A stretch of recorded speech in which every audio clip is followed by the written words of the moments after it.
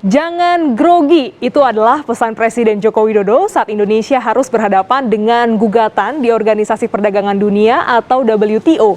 Meski menghadapi gugatan, larangan ekspor biji nikel mentah tetap harus berjalan untuk mewujudkan hilirisasi industri.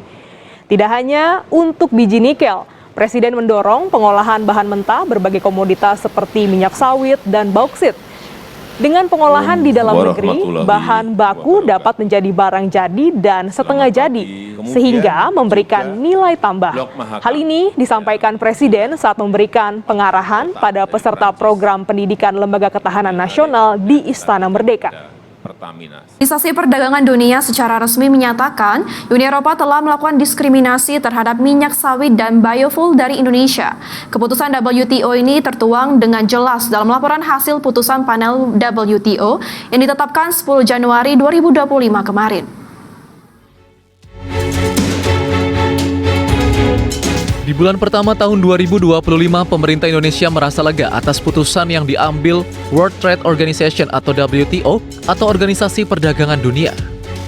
Di mana WTO dalam laporan hasil putusan panel atau panel report secara resmi memutuskan Uni Eropa telah melakukan diskriminasi dengan memberikan perlakuan yang kurang menguntungkan terhadap minyak sawit dan biofuel dari Indonesia. Keputusan tegas WTO ini menjelaskan bahwa diskriminasi terhadap minyak sawit Indonesia tersebut terbukti setelah Uni Eropa membandingkan dengan produk serupa yang berasal dari negaranya, rapeseed dan bunga matahari. Selain itu, WTO juga menyebutkan Uni Eropa telah membedakan perlakuan dan memberikan keuntungan lebih kepada produk sejenis yang diimpor dari negara lain seperti kedelai. Sementara itu, berdasarkan peraturan WTO, jika tidak ada keberatan dari para pihak yang bersengketa, panel report akan diadopsi dalam kurun waktu 20 hingga 60 hari setelah disirkulasikan kepada anggota WTO. Lebih lanjut, pemerintah Indonesia akan memonitor secara ketat perubahan regulasi Uni Eropa agar sesuai dengan putusan dan rekomendasi di SBWTO, khususnya terkait unsur diskriminasi yang dimenangkan Indonesia. Hal itu diputuskan dalam sidang sengketa dagang di Badan Penyelesaian Sengketa Organisasi Perdagangan Dunia atau DBS WTO.